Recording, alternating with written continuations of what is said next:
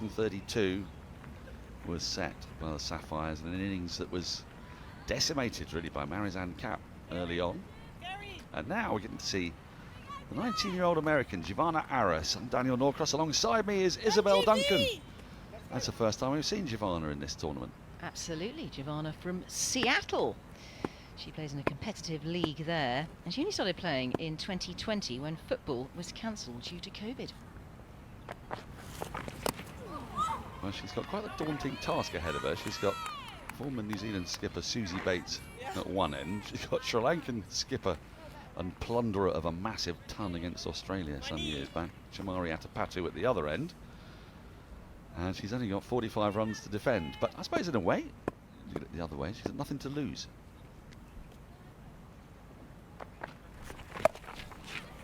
That's been swung away powerfully out through deep backward square for 4.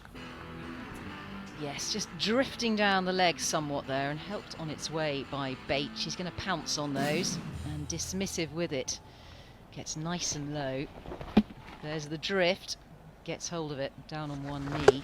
Tricky for Aras though, because she is facing two of the best batters in the world. And it's rather overwhelming at times, you might say. Well, the other thing is they're both well set, and there's a short leg side boundary, so you've got to hide that ball away from the pads of Susie Bates, who loves to go leg side, as you can see from that shot. You'll see that quite a lot from Susie Bates. She uses the crease a lot, tries to access the leg side, regardless actually of which is the shorter boundary. It's her preferred area. You're right, we often see her just shuffling outside the off stump and aiming for that leg side, but of course it is the shortest boundary today by a long way, as we're using the furthest pitch to the right. There she goes again. She's got it fine enough. It's going to run away towards the boundary, and it will make it. That's the second 4 of the over. And Susie Bates and Chamari Atapatu are now powering the Falcons to what is a much-needed victory. Just to remind you all, first thing that we know is absolutely certain is that the Barmy Army have now qualified, we're pretty sure, because we have a match on here. That has happened as a result of this not being rained off.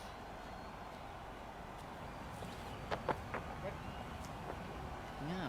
Now, there's that little warning, or did she just lose her? Did she lose her run up there?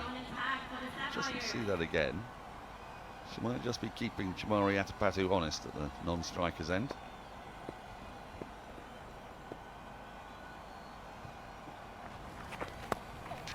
Oh, it's been chipped in the air. It's going to land safely.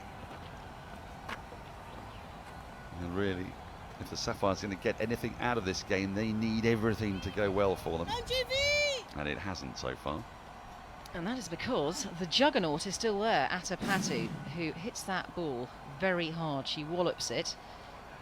Ah, it is a warning. It's a friendly warning. I like that. In the spirit of cricket. She could have taken the bails off, but she didn't. I think one warning is enough, and the next time, whip those bails off. Thank you very much.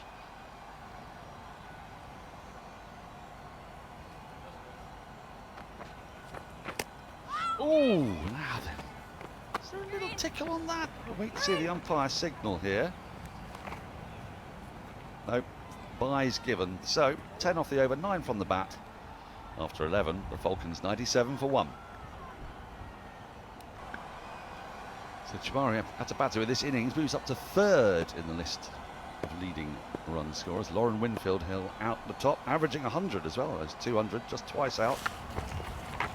Bates goes across her stumps, doesn't get anything on it, but her side will pick up 4 more. Byes is the signal. And just a reminder of what is now almost an inevitable Falcons win does to the table. Top 4 qualify for the semi-finals, so the Sapphires are not yet out of it, but they now require the Spirit to lose twice, and they themselves have to beat the Barmy Army tomorrow. Ooh, the vagaries of cricket, all those scenarios out there. Well, the Spirit playing later today, of course, so their fate could yet be sealed by 5 o'clock this afternoon.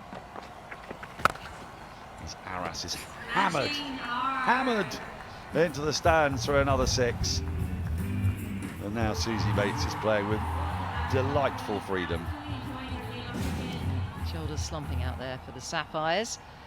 And easily put away here. Sees it nice and early. Susie Bates loves the leg side. We know that. And at the moment, Aras is just feeding her strengths. And it is the short boundary, of course. Easy pickings here for Bates. Well, one thing we have found out about this pitch is it's not a pitch for bowling short on. Short gets punished. There is assistance for spinners and seamer alike, but you've got to get that length a little bit fuller.